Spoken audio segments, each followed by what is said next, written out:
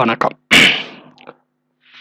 So இன்றைக்கி நான் பார்க்க போகிறது November 26, 2020 news paper analysis.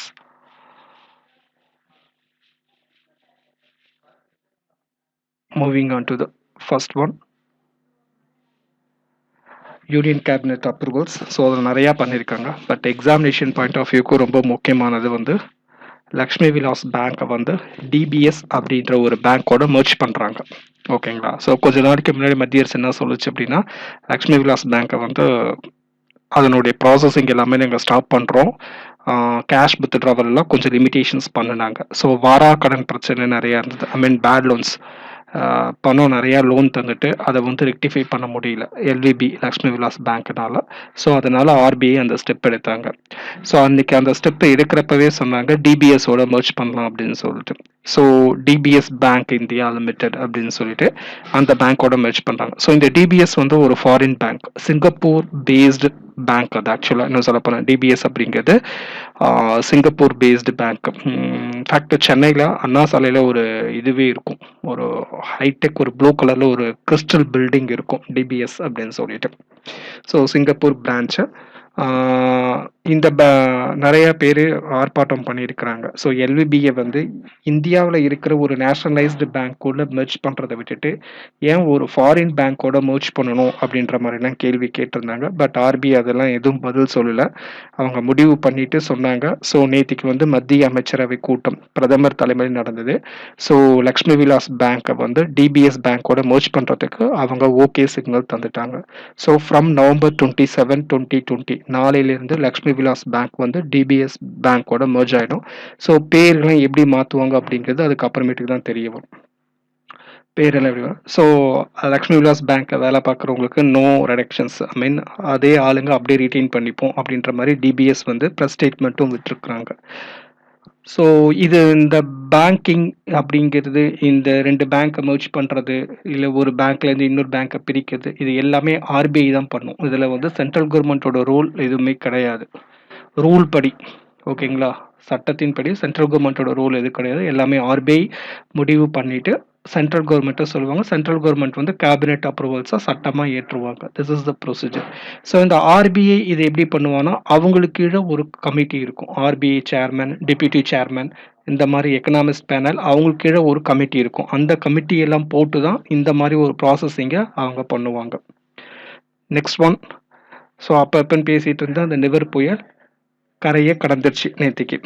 So Pondicherry பக்கத்தில் கரையை கடந்திருக்குது. ஸோ ஒரு அதிதீவிர புயல், வெரி சிவியர் சைக்ளோனிக் ஸ்டார்ம் அப்படின்னு சொன்னோம் இங்கிலீஷ்லனா. வெரி சிவியர் சைக்ளோனிக் ஸ்டார்ம் அப்படின்னா, இந்த வெரி சிவியர் சைக்ளோனிக் ஸ்டார்ம் அப்படின்னா அந்த விண்டோட ஸ்பீடு வந்து 110க்கு மேலே இருந்தால் அதுக்கு பேர் வெரி சிவியர் சைக்ளோனிக் ஸ்டார்ம் அப்படின்னு சொல்லுவாங்க மெட்ராலஜிக்கல் டிபார்ட்மெண்ட்டில். ஸோ காற்றோட வேகம் வந்து அட் த மேக்ஸிமம் 120 வரைக்கும் போயிருக்கு, 120 km/h வரைக்கும் போயிருக்கு. ஸோ ஹியூமன் கெலாமிட்டிஸ் எதுவும் இல்லை, லைஃப் கெலாமிட்டிஸ் அந்த அளவுக்கு இந்த சைக்ளோனால் எதுவும் இல்லை. பட் மற்றபடி இந்த மரம் விழுந்தது, எலக்ட்ரிக் போஸ்ட்டு, இது எல்லாமே வந்து நிறையா சேதாரமாக இருக்குது. எஸ்பெஷலி சென்னை, கடலூர் இந்த ரெண்டு டிஸ்ட்ரிக்ட் வந்து மிகப்பெரிய சேதாரத்தை அது கொடுத்துருக்கு. ஸோ எஸ்டிமேஷன் ஆஃப் லாஸ் வந்து இன்னும் தமிழ்நாடு கவர்மெண்ட்டும் புதுச்சேரி கவர்மெண்ட்டும் அஃபிஷியலாக இன்னும் சொல்லலை. ஐ திங்க் இன்னும் ஒரு 2 நாளில் அவங்க அஃபிஷியலாக சொல்லுவாங்க. And they will submit the estimation loss amount to the central government. அதுக்கப்புறம் சென்ட்ரல் கவர்மெண்ட் வந்து எவ்வளோ ஃபண்டு ஒதுக்குறாங்க அப்படிங்கிறது தெரியும். எப்பயுமே கேட்குற ஃபண்டு சென்ட்ரல் கவர்மெண்ட் ஒதுக்காது. That is the real fact. So அதனாலவே ஸ்டேட் கவர்மெண்ட் கொஞ்சம் அதிகமாக தான் கேட்கும். அதனாலே சென்ட்ரல் கவர்மெண்ட் இவங்க அதிகமாக தான் கேட்குறாங்கன்னு சொல்லிட்டு குறைச்சி தான் தரும். இது காலங்காலமாக நடக்கிறது தான். சென்ட்ரல் டீம் வந்து விசிட் பண்ணுவாங்களா, அதெல்லாம் வந்து போகிற போக்க தான் தெரியும். And then moving on to the next one. இந்த புயல் மீட்பு பணியில் வந்து 2 ஐஎன்எஸ் கப்பலை வந்து இந்தியன் கவர்மெண்ட் வந்து விட்டுருந்தாங்க. ஒன்று வந்து ஐஎன்எஸ் சுமித்ரா, இன்னொன்று வந்து ஐஎன்எஸ் ஜோதின்ற கப்பல்.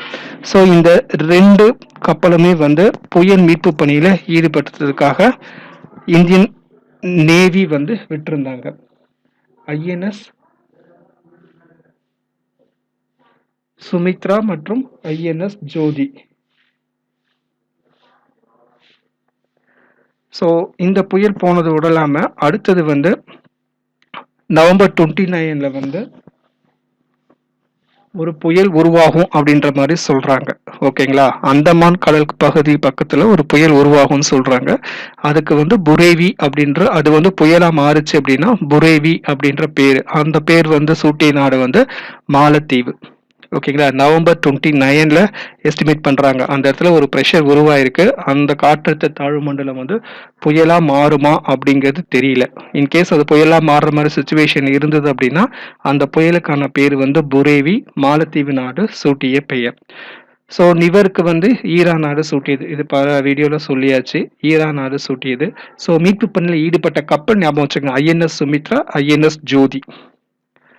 நெக்ஸ்ட் ஒன், பாகிஸ்தான் பாலியல் குற்றங்களுக்காக தூக்கு தண்டனை. ஓகேங்களா, ஸோ பெண்கள் மற்றும் குழந்தைகளுக்கு எதிராக வரும் பாலியல் குற்றங்களை வந்து ஈடுபடுறவங்களுக்கு வந்து பாகிஸ்தான் அரசாங்கம் வந்து தூக்கு தண்டனை, அதோட இல்லாம ரசாயன முறையில் ஆண்மை நீக்கம் செய்வது கொஞ்சம் கிரிட்டிக்கல் தான். ஓகேங்களா, கொஞ்சம் கான்ட்ரவர்ஷியல் ஆல்சோ. ரசாயன முறையில் ஆண்மை நீக்கம் செய்வது, ஏன்னா இந்த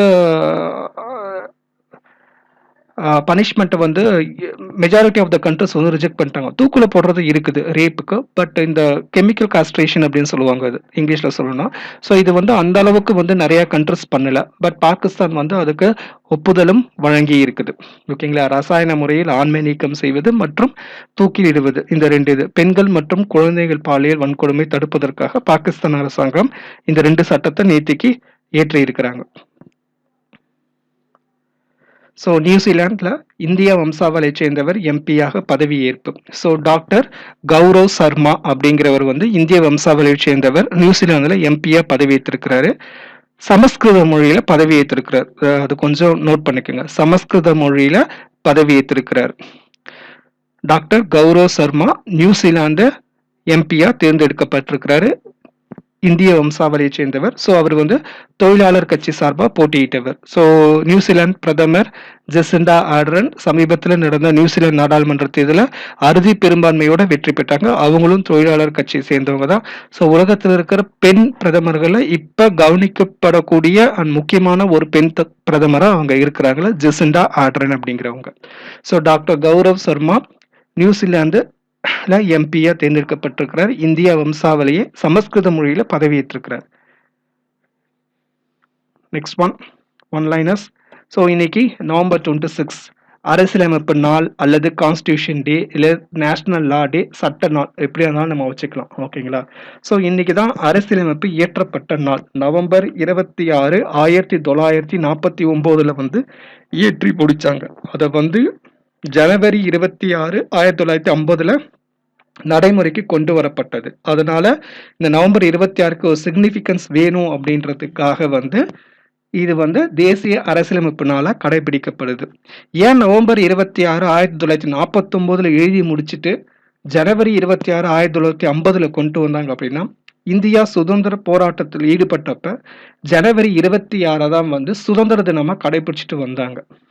ஓகேங்களா, ஸோ நம்மளுக்கு ஆகஸ்ட் 15, 47 சுதந்திரம் கிடைச்சதுக்கு அப்புறம் அந்த ஜனவரி 26க்கு ஒரு சிக்னிஃபிகன்ஸ் தரணுன்றதுக்காக அப்போதைய இருந்த தலைவர்கள் வந்து அந்த நவம்பர் 26, 49 அந்த சட்டத்தை ஏற்றி முடிச்சிருந்தாலும் நடுவில் கொஞ்ச நாள் தானே, 2 months வெயிட் பண்ணுறது தப்பு இல்லைன்னு சொல்லிட்டு அந்த ஜனவரி 26க்கு ஒரு சிக்னிஃபிகன்ஸ் தரணுன்றதுக்காக வெயிட் பண்ணி ஜனவரி 26, 50 வந்து இந்தியா பிகம் ரிப்பப்ளிக் அப்படின்னு அஃபிஷியலாக அனௌன்ஸ் பண்ணது அதுதான். ஸோ அந்த ப்ரீஎம்பிள் அப்படிங்கிறது அதுக்காக தான் கொண்டு வரப்பட்டது. ஸோ சட்டத்தை ஏற்றதுக்கு முக்கிய பங்கு வச்ச பாபா சாஹிப் டாக்டர் அம்பேத்கர், அது எல்லாத்துக்கும் மோஸ்ட்லி தெரியும். நெக்ஸ்ட் இந்தியா வந்து ஆப்கானிஸ்தான்ல வந்து ஒரு டேம் கட்டுறாங்க, ஷாத்தூத் டேம் அப்படின்றது அந்த பேரு. ஓகேங்களா, இந்தியா வந்து ஆப்கானிஸ்தான்ல அதுக்கு பேர் டேம் கட்டுறாங்க, அந்த டேமோட பேரு ஷாத்தூத் டேம். அந்த டேமுக்கு இன்னொரு பேரு ஆப்கான் இந்தியா ஃப்ரெண்ட்ஷிப் டேம் அப்படின்னு கூட சொல்றாங்க. ஆப்கான் இந்தியா நட்புறவு அணை அப்படின்னு மட்டும் சொல்றாங்க. ஸோ இது வந்து காபூல், ஆப்கானிஸ்தான் தலைநகரம் காபூல் சிட்டிக்கு வந்து குடிநீர் சப்ளை பண்றதுக்காகவே இந்த டேம் அபிஷியலா வந்து இந்தியா ஹெல்ப் பண்ணுது அப்படின்னு சொல்லியிருக்கிறாங்க. So world famous football player அர்ஜென்டினாவை சேர்ந்த மரோடனா நேற்று ஹார்ட் அட்டாக்லால dead. Famous as well as அவருடைய கான்ட்ரவர்ஷியல் சைடும் நிறையா இருக்கு. ட்ரக் அடிக்டாக இருந்து அப்பவே சாவு வரைக்கும் போயிட்டு அதுக்கப்புறம் ட்ரக் யூஸ் பண்ணாமல் இருந்தார். ஸோ நேற்றுக்கு வந்து ஹார்ட் அட்டாக்கால அவர் இறந்திருக்கார். ஸோ மரோடனா எந்த நாடு அப்படின்னு கேட்கறதுக்கு வாய்ப்புகள் இருக்கு. Argentina. ICC Indian international cricket council சர்வதேச கிரிக்கெட் கவுன்சில் தலைவராக நியூசிலாந்தை சேர்ந்த கிரேக் பார்க்லே தேர்வு செய்யப்பட்டிருக்கிறார். ஓகேங்களா, கிரேக் பார்க்லே தேர்வு செய்யப்பட்டிருக்கார். இதுக்கு முன்னாடி இருந்தவர் இந்தியாவின் சஷாங்க் மனோகர், அவருடைய பதவி காலம் முடிஞ்சிருச்சு. ஸோ நியூசிலாந்தின் கிரேக் பார்க்லே வந்து இன்டர்நேஷனல் கிரிக்கெட் கவுன்சில் பிரசிடென்டா தேர்வு செய்யப்பட்டிருக்கிறார். ஸோ லக்னோ பல்கலைக்கழகத்தோட 100ஆண்டு விழா நேற்றுக்கு நடைபெற்றது. அது வீடியோ கான்ஃபரன்சிங்ல பிரைம் மினிஸ்டர் கலந்துக்கிட்டாரு. அதுக்காக 100ஆண்டு நினைவு நாணயம் 100 ரூபா காசு பிளஸ் இந்திய போஸ்ட் வந்து வெளியிட்ட ஹானரல் போஸ்டேஜ் ஸ்டாம்பும் அவர் வெளியிட்டார். லக்னோ யூனிவர்சிட்டி ஆஃப் லக்னோ பல்கலைக்கழகத்தோட 100ஆண்டு விழா நேற்றைக்கு நடந்தது. With this, I'm ending for today's video session. Thank you. Have a good day and be safe.